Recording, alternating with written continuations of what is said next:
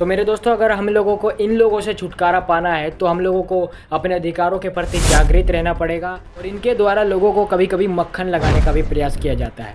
सुनने में ये नाम तो बहुत बड़ा है, लेकिन कई लोगों को इन अधिकारों के बारे में भी नहीं पता। तो ये है कि जिस तरह ये लोग आप लोगों के लिए कई चीज़ें फ्री करके आपको लालच देते हैं, वहीं ये दूसरी तरफ क्या करते हैं कि ये सारी चीज़ों के अंदर महंगाई बढ़ा देते हैं।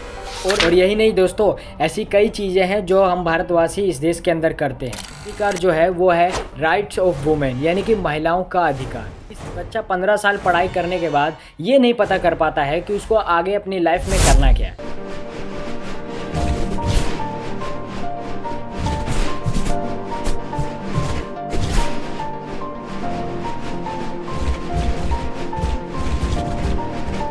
नमस्कार दोस्तों, मैं हूं कनिष राज। स्वागत करता हूं आपका हमारे इस वीडियो में, जहां पर हम बात करने वाले हैं भारत के ग्राउंड लेवल स्तर के बारे में, जहां पर हम बात करेंगे भारत के विकास के बारे में। और दोस्तों, जहां पर हम ये भी बात करेंगे कि भारत एक तरफ दुनिया की 5वीं सबसे बड़ी इकोनॉमी कंट्री बन चुका है और वो धीरे धीरे तीसरी सबसे बड़ी इकोनॉमी कंट्री बनने का सपना देख रहा है, ठीक है। लेकिन वहीं दूसरी तरफ भारत का जो ग्राउंड लेवल स्तर है वो अभी भी निचले स्तर का बना हुआ है, यानी कि जो ग्राउंड लेवल स्तर है उसके अंदर उतना खास सुधार नहीं हो पाया है। तो मेरे दोस्तों, उसके पीछे की सच्चाई क्या है, वो सच्चाई मैं आपको आज के इस वीडियो में बताने वाला हूँ। लेकिन उससे पहले अगर अभी तक आपने हमारा यूट्यूब चैनल सब्सक्राइब नहीं किया है तो प्लीज़ कर लीजिए, ताकि आने वाले यूट्यूब वीडियो आपसे छूट ना जाए।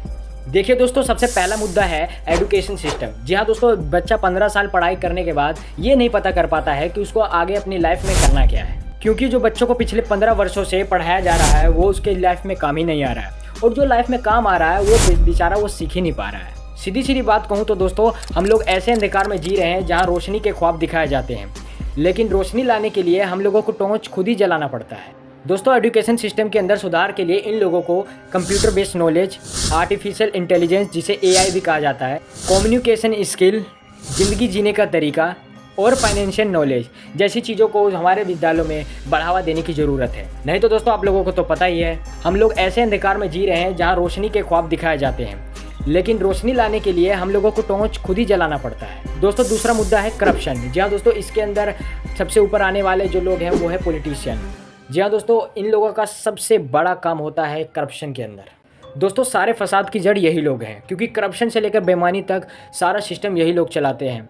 और दोस्तों, इन्हीं लोगों के नीचे काम करने वाले police, department of government, sports authorities, multinational companies और यहाँ तक कि एजुकेशन डिपार्टमेंट भी इनके साथ गलत काम करने में इन्वॉल्व रहता है। तो मेरे दोस्तों, अगर हम लोगों को इन लोगों से छुटकारा पाना है तो हम लोगों को अपने अधिकारों के प्रति जागृत रहना पड़ेगा और इन लोगों पर प्रेशर बनाना पड़ेगा। नहीं तो आप लोगों को तो पता ही है, हम लोग ऐसे अंधकार में जी रहे हैं जहाँ रोशनी के ख्वाब दिखाए जाते हैं, लेकिन रोशनी लाने के लिए हम लोगों को टॉर्च खुद ही जलाना पड़ता है। तीसरे मुद्दे के बारे में बात करूँ तो दोस्तों, हम लोगों को अपने अधिकारों के प्रति जागृत होना पड़ेगा, लेकिन आप लोगों को यही तो नहीं पता होता है। जी हाँ दोस्तों, हम जैसे भारतवासियों को अपने अधिकारों के बारे में ही तो नहीं पता होता है। जैसे कि दोस्तों, फंडामेंटल राइट्स जिसे मौलिक अधिकार भी कहते हैं, फंडामेंटल ड्यूटीज जिसे मौलिक कर्तव्य भी कहते हैं, वुमेन राइट्स जिसे महिलाओं का अधिकार भी कहते हैं, प्रोटेस्ट राइट्स जिसे विरोध का अधिकार भी कहा जाता है। जिसके अंदर दोस्तों पहले बात करूँ तो हमें मिले हैं मौलिक अधिकार, फंडामेंटल राइट्स। सुनने में ये नाम तो बहुत बड़ा है, लेकिन कई लोगों को इन अधिकारों के बारे में भी नहीं पता। जिसके अंदर दोस्तों समानता का अधिकार, स्वतंत्रता का अधिकार, शोषण के विरुद्ध अधिकार, धार्मिक स्वतंत्रता का अधिकार, सांस्कृतिक और शिक्षा का अधिकार और संवैधानिक उपचारों का अधिकार। और इन सभी अधिकारों की जानकारी मैंने आपको डिस्क्रिप्शन बॉक्स में दे दी है, आप सब वहां से पढ़ लेना। दूसरे नंबर पर दोस्तों आता है हमारा फंडामेंटल ड्यूटीज जिसे हम मौलिक कर्तव्य भी कहते हैं, और वो कुछ इस प्रकार है। संविधान का पालन करते हुए राष्ट्र ध्वज और राष्ट्रगान का सम्मान करना, भारत की संप्रभुता एवं अखंडता की रक्षा करना, स्वतंत्रता संग्राम के सिद्धांतों का पालन करना। और मेरे दोस्तों, ऐसे ही कुल 11 मौलिक कर्तव्य हैं जिनका पालन हम लोग नहीं करते हैं। दोस्तों, अगर तीसरे नंबर के अधिकार के बारे में बात करें तो वो है विरोध का अधिकार। जी हाँ दोस्तों, यह हमें किसी भी मुद्दे पर भारत के अंदर अपनी बात रखने का अवसर देता है, जिसके बारे में कई लोगों को नहीं पता होता है। और दोस्तों, चौथा अधिकार जो है वो है राइट्स ऑफ वुमेन, यानी कि महिलाओं का अधिकार। इसके अंदर दोस्तों घरेलू हिंसा के विरुद्ध अधिकार, वैवाहिक घर में निवास का अधिकार, स्त्री धन का अधिकार। और मेरे दोस्तों, ऐसे ही कई अधिकार भारतीय संविधान में मौजूद है।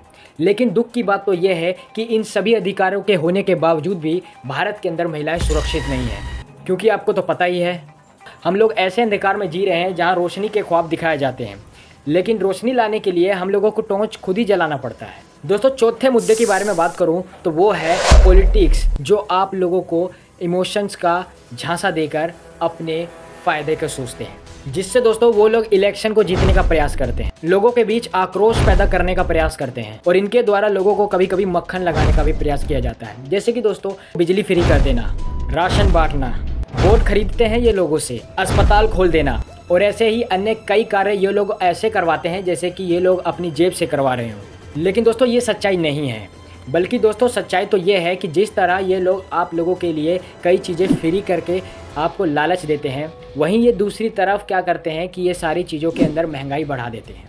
और मेरे दोस्तों अगर ये लोग शांत नहीं हुए तो आप लोगों को तो पता ही है ना, हम लोग ऐसे अंधकार में जी रहे हैं जहाँ रोशनी के ख्वाब दिखाए जाते हैं, लेकिन रोशनी लाने के लिए हम लोगों को टॉर्च खुद ही जलाना पड़ता है। तो अंत में दोस्तों हम बात करने वाले हैं 5वें मुद्दे के बारे में, जिसके अंदर आ जाती है जनता की जिम्मेदारी।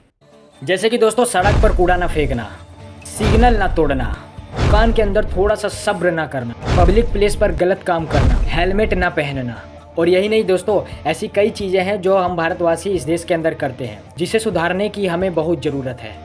नहीं तो आप लोगों को तो पता ही है ना, हम लोग ऐसे अंधकार में जी रहे हैं जहाँ रोशनी के ख्वाब दिखाए जाते हैं, लेकिन रोशनी लाने के लिए हम लोगों को टॉर्च खुद ही जलाना पड़ता है। मेरे दोस्तों मैं उम्मीद करता हूँ कि आपको मेरी ये प्यारी वीडियो पसंद आई होगी। अगर पसंद आई हो तो भाई इस वीडियो को एक लाइक जरूर कर देना और अपने फैमिली एंड फ्रेंड्स के साथ इस वीडियो को शेयर करना मत भूलना। तो मेरे दोस्तों मैं मिलता हूँ आपके साथ नए धमाकेदार वीडियो में। जब तक आप अपना ख्याल रखना। जय हिंद, वंदे मातरम।